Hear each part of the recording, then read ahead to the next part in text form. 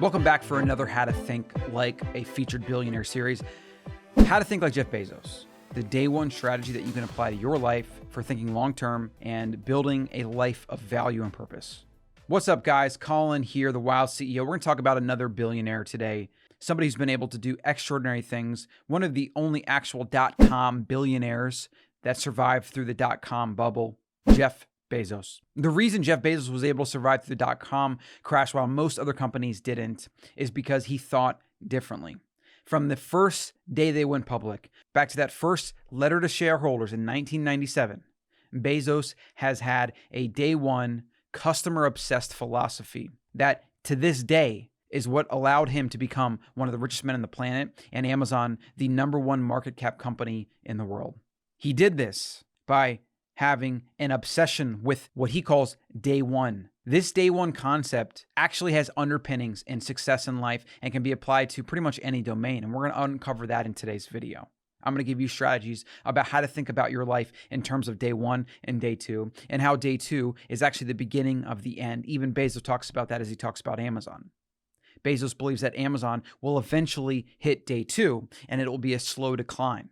And whether that happens while it's on his watch, or maybe it will happen when Bezos is no longer with the company and the next CEO they bring in, who just isn't Bezos, won't be able to maintain this day one obsession.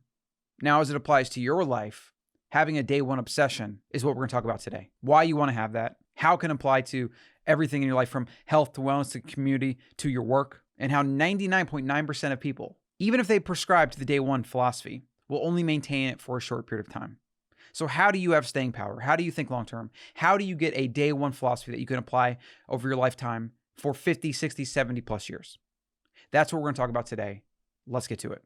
Welcome back to another episode of the Shut Up No One Cares podcast, a bite-sized show covering the first principles, the big ideas, the things that aren't going to change. Today's big idea, of course, is the day one philosophy that Jeff Bezos has used to become one of the richest men in the world. We're going to use the 2016 letter to shareholders, and we're going to pick out a few of the main points that he makes in this letter, and then we're going to unpack it to analyze how we can apply the day one philosophy to our lives. Now, a good quote here that we're going to use for the quote of the day that is not from Bezos, but that is applicable to this, is something I came across today when I was reading by Calvin Coolidge, who I believe was actually, I don't know the numbers. I didn't really do good with presidents or history class, but he was president. I don't know if he was a good president or not, but this quote is good. Nothing in the world can take the place of persistence. Talent will not. Nothing is more common than unsuccessful men with talent. And genius will not. Unrewarded genius is almost a proverb.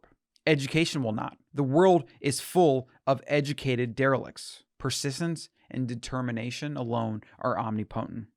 The slogan, "Press on," has solved and always will solve the problems of the human race. Calvin Coolidge. So Jeff Bezos is the billionaire founder of Amazon.com. I have a Prime membership. I buy most of my things from Amazon. I do this because of many reasons, but one of them is free shipping. Things get here fast, and when there's an issue, they take care of it. If it's broken or if a package is missing, they ship me a new one. They don't make me spend a lot of time. They are obsessed with their customer. It's why they have aggressive return windows and things like that. It's why millions of people shop at Amazon.com. It's why Amazon is basically becoming a monopoly because the other smaller companies can't compete with the speed and convenience that Amazon is able to provide because of their scale.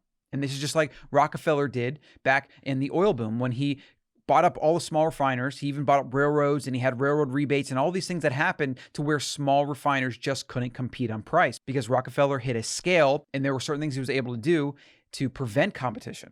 And in some ways, Amazon has followed a lot of these same trajectories. Whether you not agree with it or not, one thing is certain. Amazon has set a new standard for what people expect when they're buying online or really buying from any company. The fact that you can buy something and it shows up to your door in 2 days, maybe one in some cases, free returns, free shipping, extremely fast response time to customers and customer chat and email and all these things.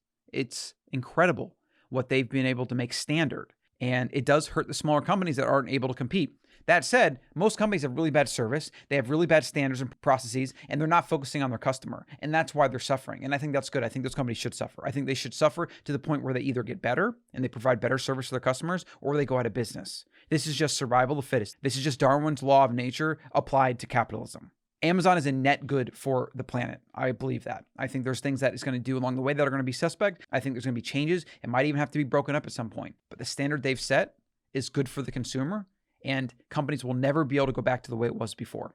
This is the root of the day one philosophy.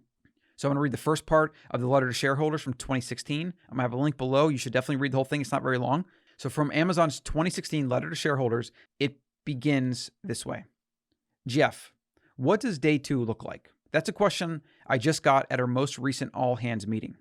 I've been reminding people that it's day one for a couple of decades. I work in an Amazon building named Day One, and when I moved buildings, I took the name with me. I spend time thinking about this topic. Day two is stasis, followed by irrelevance, followed by excruciating, painful decline, followed by death. And that is why it is always day one. To be sure, this kind of decline would happen in extreme slow motion. An established company might harvest day two for decades, but the final result would still come. I'm interested in this question. How do you fend off day two? What are techniques and tactics? How do you keep the vitality of day one, even inside a large organization?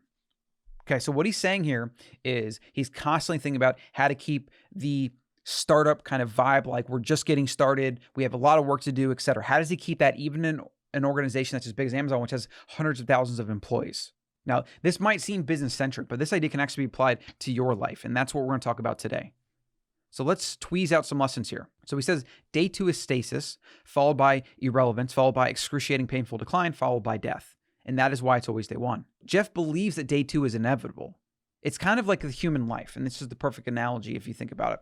The human life and the way people go through life follows some similar patterns. You know, you're young, you're a toddler, you're a teenager, maybe you get in trouble in high school, you learn some things, your frontal lobe develops, you become better at making decisions, you settle down in a relationship, maybe you have kids on purpose or on accident, maybe you have a divorce, maybe you get married again. You start your career, it goes off, maybe you get to a point for a few years where exciting things are new, and then you kind of hit a comfortable routine, and then you stagnate, and then eventually you retire.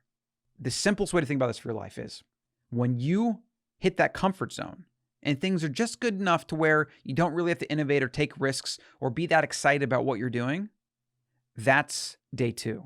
That's the beginning of the end, as he says it. And when it happens in a company, there's almost no coming back from it. When it happens in an individual's life, there's almost no coming back from it as well. And that's why you see people that have midlife crises, or they have a near-death experience, or they lose their partner, or they lose a child, and it completely changes everything about them. I'm not suggesting you seek out near-death experience or have to lose somebody to change your script, but this is going to happen for all of us. And it's up to us to try to keep it at bay for as long as possible. And we do that by becoming obsessed. And now I'm going to unpack for the rest of this video what it means to become obsessed and how we're going to become obsessed with becoming obsessed and how that's going to hopefully be the foundation to which we keep day two at bay for as long as possible. And we have a long, fulfilling life that involves family, community, and work that matters and some relative level of success that we're trying to achieve. So Amazon's strategy for making sure it's day one is customer obsession. Every single thing boils back down to this question. There was even an anecdote where he used to keep a chair open, maybe at the head of the table, that was supposed to signify the customer. In every meeting they had, Bezos wanted his executive team to remember that customer gets a say in what we do. That customer obsession is why Amazon has been able to become what it's become. And Bezos knows that when they become a Me Too company, when they start focusing on Amazon rather than the customer, that's the beginning of the end. So in your life, when you start focusing on something outside yourself or focusing on things that pull you away from your passions and your obsessions, it's likely the beginning of the end. Comfort isn't a big way this happens, but so is distraction.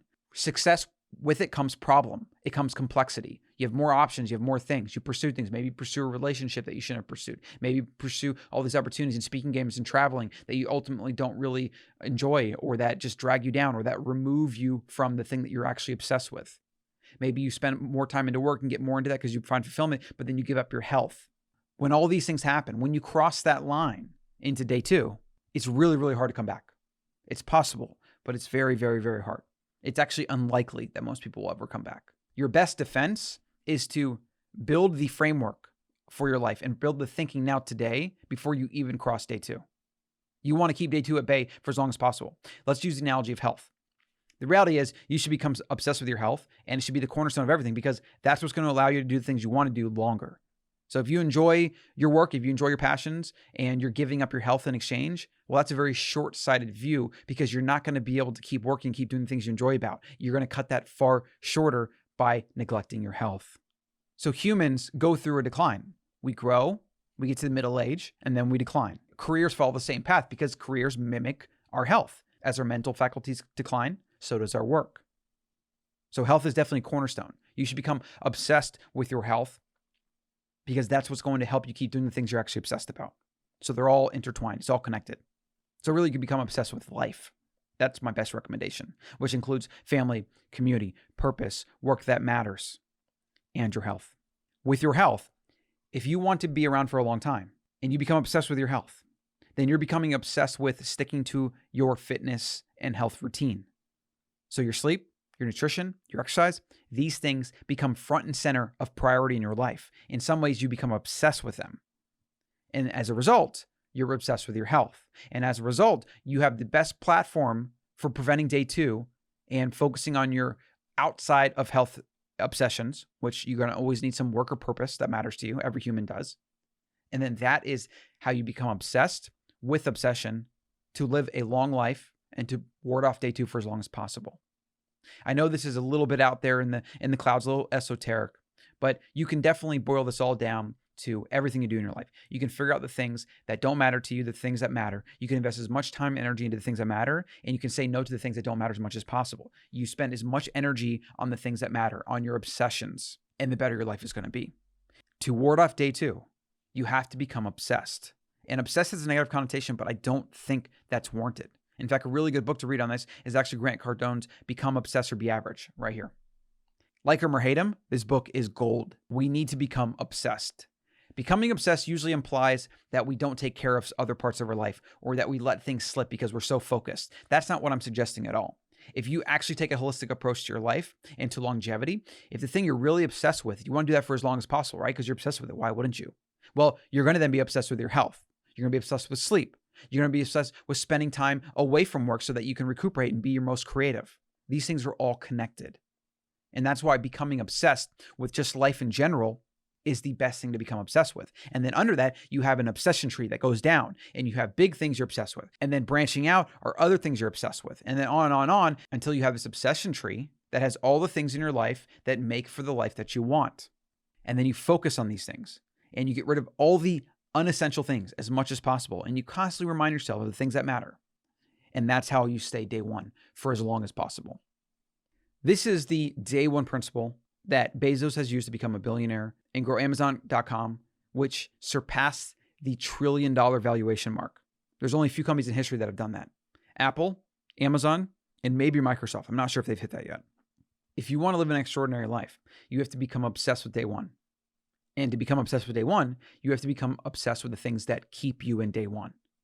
Health, focus, balance, family. And yeah, life is complex. We live in a modern world where we have to make money and we have expectations, and there's certain social mores and there's things we have to do, things we shouldn't do. There's urges we have to suppress. On and on and on it goes. But it's totally 100% possible to build an amazing, obsessive day 1 type of life that others will envy. And I don't think you should try to make people envy you, but at least you can lead that life that others can then follow. You can be a shining light, an example. And that's what we're talking about here on the Shut Up Podcast. My goal is to make better humans, so then you can then lead other humans to be better themselves. That's the entire goal of the show, and we use big ideas to do that. So maybe you want to spend some time journaling, thinking about this idea, read some of Jeff Bezos' quotes, read Be Obsessed or Be Average by Grant Cardone, et cetera, et cetera, et cetera. There's a lot of different ways to go. There's a lot of different paths to take from here. If I can help in any way, send me an email, colin@wildfoods.co. And I hope you subscribe and share and like and do all those things so that I can see you in the next one. Hey, Colin here. Before I let you go, make sure you go over to colin.coach to hop on the AM5 newsletter so you can get a list of all the shows as well as some of my best content from the week before. You can go to colin.coach to get that now. If you'd like to support the show, you can go over to patreon.com/Colin Stuckert, and you can see some of the membership options, a small monthly donation to help support the work here, and join me in my quest to build better humans using big ideas, as well as promoting health through the Ancestral Mind podcast. I appreciate the support, and if you have any questions or comments, you can send me an email directly to colin@wildfoods.co. This show is also sponsored by Wild Foods Co. Real foods, superfood ingredients from small producers around the world. These are the products I use and trust on a daily basis. You can use code WILDCEO for 12% off your entire order over at wildfoods.co.